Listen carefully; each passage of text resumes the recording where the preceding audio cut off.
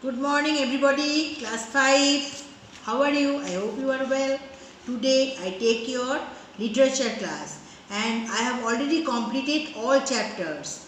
And in the previous day I again revised chapter 3 and I give you again revised all question answers and others exercises. Today I revised chapter 4, the name of the story, The Toad's Rats. Toad's words mean a small rough lump that grows on the skin. A lump of flesh that grow on the skin. That is called word. This is a very interesting story. Again, I repeat the story in your class. That is, there is a boy whose name, the theme of the story, a boy whose name is Chemkon Saipa. He was standing on the bank of the great river Iravati and he was engaged in his own business and sharpening his own weapons. And first of all, he was attacked by a prawn, and then he was very hurt, and he threw his weapon into the, and it was struck into the body of a tree and it was cut down, and the tree was annoyed by it and he dropped a fruit on the man, but the man was on the jumping here and there, so the fruit missed the boy and hit a cock that was walking by at that time, and the cock was confused and irritated, and he then looked at the tree and noted its size. And seeing the size of the tree, he was very much afraid, and he attacked this great tree and he scratched at a nest of ants who was busy with their work. This and this, and then the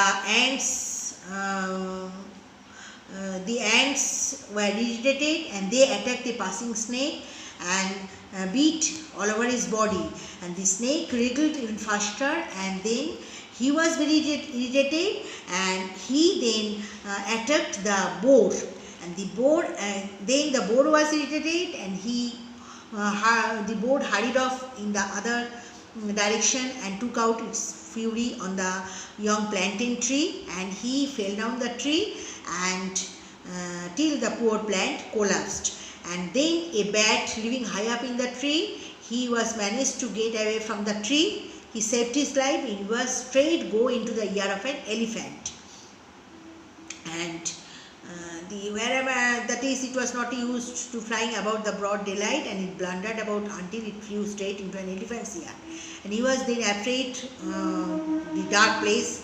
Into the ear of the elephant, it was a dark place, and the bat hit the elephant, and the elephant was irritated by the at the bat, and it came crashing down again and kicked over a large stone mortar. The mortar rolled down into a slope and crashed right into the house of a little old lady. This old lady was very confused and he was very irritated. She was very angry, and she told shoutedly, this old lady told shoutedly the mortar, and he demanded the money because his heart was damaged by him. And then one after another the elephant blamed he was not for this, he was not responsible for it. He blamed the bat, and the bat blamed again and again. Everybody blamed other, and next time the old lady, the snake was blamed the fruit, and the fruit blamed the plantain tree, etc., and then actually at last blamed the blame was completely fallen on his own boy and Chemkon Saipa. But the first let me get and prawn, and actually everything was happened by the prawn. The prawn was actually responsible for this, and at last the prawn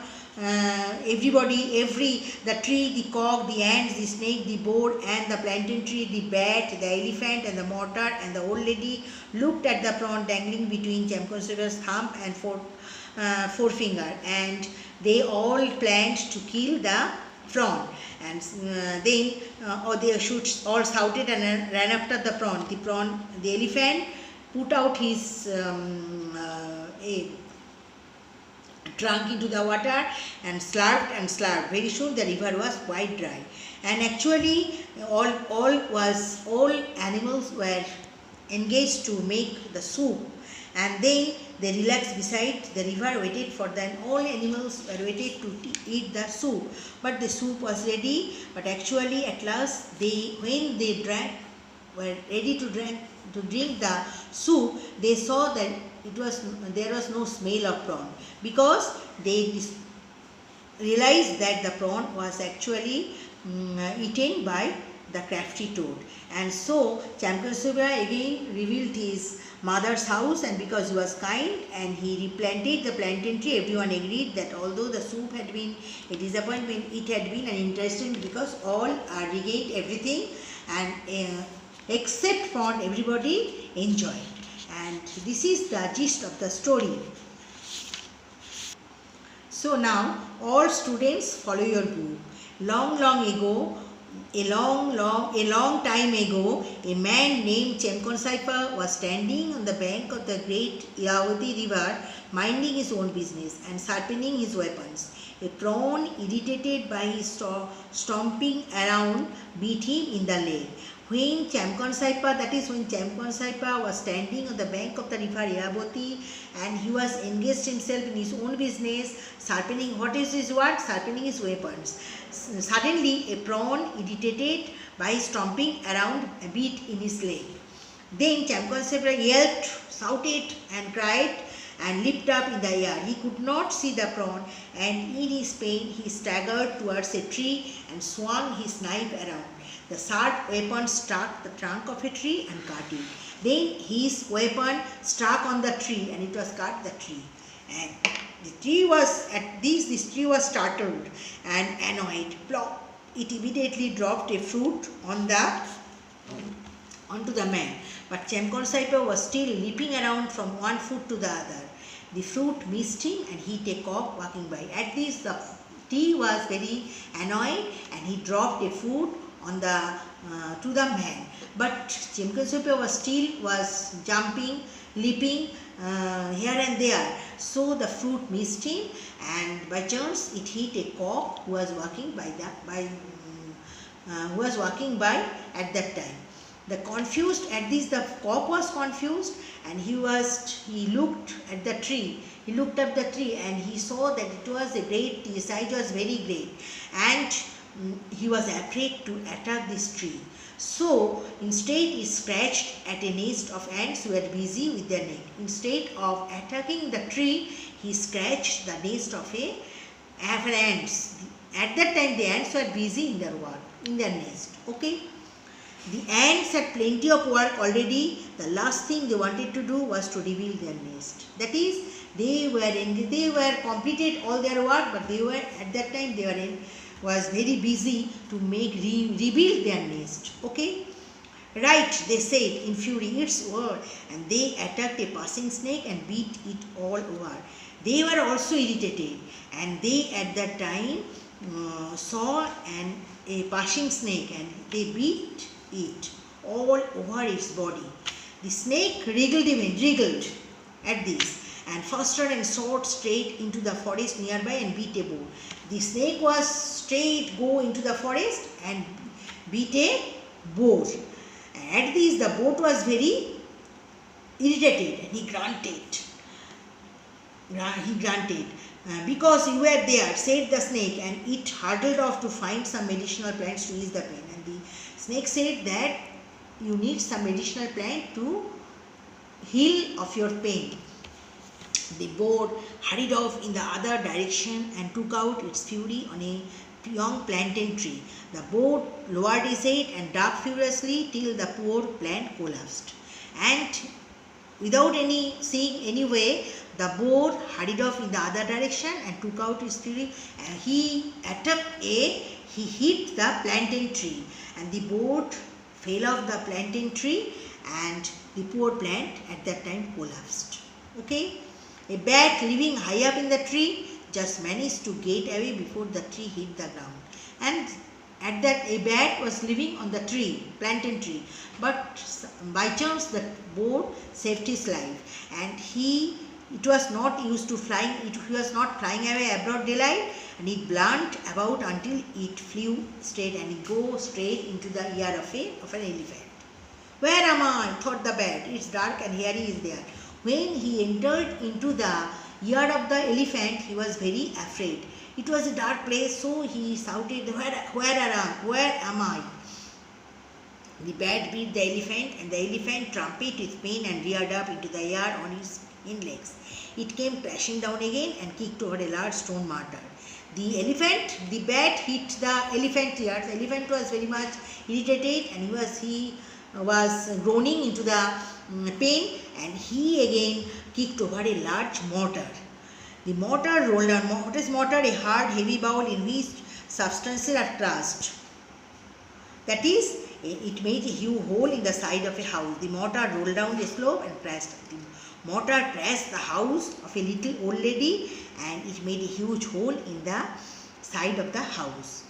The old lady may have been very little, and she may have been very old, but she was also very fierce. The lady was very old and he was very short. He was very little, but in spite of that, he was also very fierce. His heart was damaged. So she was very her heart was damaged. She was very angry. You stupid mortal, she shouted, just look what you have done. Pay me. You will have to pay me to rebuild my house. He was demanded his money to rebuild his house. So he was shouted, and he told the mortar that, stupid, you are stupid. Me, said the stunned mortar, why should I pay you? It was the elephant who kicked me down the hill. So mortar blamed the whole, failed the whole blame onto the elephant. And he was not responsible for it was also elephant who damaged his house. The old lady picked up a stout stick and ran up to the heel of the elephant. Pay me the money to rebuild my house, he shouted. Then he went to the elephant and demanded his payment to rebuild his house. Me, spluttered the elephant, you should ask that bat over there, he beat me. That he was not responsible for this, he blamed bat, and he told the old lady that he was not responsible for it, for her damage. The whole responsibility of his damage fell on the bat. The old lady went to the bat, and the bat was same thing happened there. The old lady wandered off to the plantain tree. Then the bat blamed to the plantain tree, and the old lady went to the plantain tree. The poor tree was lying flat on the ground, blamed the board, not me. He blamed the board. The little old lady chased after board. Pay me the money to rebuild my house, he shouted. The board granted. Blamed the snake who beat me. Then he blamed on the snake, and the old lady went to the snake also. The little old lady found the snake and pinned it down with a stout. He pinned it with his stick. Pay me to rebuild my house, he shouted. Shh. Hissed the snakes. The snake hissed. And someone me. Someone. The old lady found the trail of ants and asked them, but they told her to ask the destructive cock. They were not taking blame for themselves. They blamed him. They told the old little lady that they were not responsible for that. This destruction was happened by the cock. Pay me the rebuild my house, he shouted at the cock. Ask that old lady, madam, it dropped a large fruit on my head. That is, he also blamed the fruit. Reverse order. Hang on, said the tree. Blame that man, not me. He slashed me with a knife. That is, the tree again blamed the boy. Chemkon Saipa. That is, he blamed the boy. That is, we are not responsible of that. Only the responsibility fell on the boy who slashed me with a knife. The little old lady was furious by now. She ran up to the bed and stopped in a trap. It was stopped in a trap. It was her own. He saw that it was her own son, Chemkon Saipa. You will have to rebuild my house, son, she said crossly. She again said to his son that you will responsible for this and you pay me the full money to rebuild my house. So mother, replied the man, but first let me get the prawn who is the cause of all this trouble. He also fell the blame on the prawn, and Chemkon Saipa threw himself onto the ground and got hold to the prawn. He tried to get hold on the prawn. The tree, the cock, the ants, the snake, the boat, the plantain tree, the bat, the elephant, the mortar, and the old lady looked at the prawn dangling between Chemkon Saipa's thumb and forefinger. They were also fell sight on the prawn, who was responsible for this destruction of the old lady, of the mother of Chemkon Saipa. You deserve to die, they said in chorus. Do you wish to die in cold or hot water? All the animals and plantain tree plants, they asked the prawn that they told the prawn that he deserved to die, and they asked him, do you wish to die in cold or hot water? The prawn told him in cold water. Then get him. They all slaughtered and ran after the prawn. Then the elephant and the wriggled free, the prawn as they wriggled free and slipped down into the river. Then the elephant slipped his trunk into the water and took out the prawn. And at that moment the pond was quite dry. They seized the prawn and gave it to the fat toad to make it miso. They gave it the prawn to the toad to make it soup. They all relaxed beside. They were waiting to take the soup of the prawn. When the soup was ready, they all gathered round to eat, but much to their astonishment, the soup did not taste of prawn. They saw that the taste of the prawn was not for them, the taste was other. The crafty toad had eaten the prawn, the others, all the animals realized that the prawn had totally eaten the prawn. So the others were so very angry and the pin streamed all over his back. And that's why there is a wart in the skin of the toad. So Chemkon Saipa rebuilt his house, and because he was kind, he replanted the plantain tree. Everyone agreed that, and all the plants are very enjoyed, and they take the soup and accept the prawn. Everybody at that day, to them it was a very interesting day, and all of them taken the soup, and the prawn was totally eaten by the toad. And this is the story I again explained in your class. Next day I again revised questions and other exercises. Okay, thank you.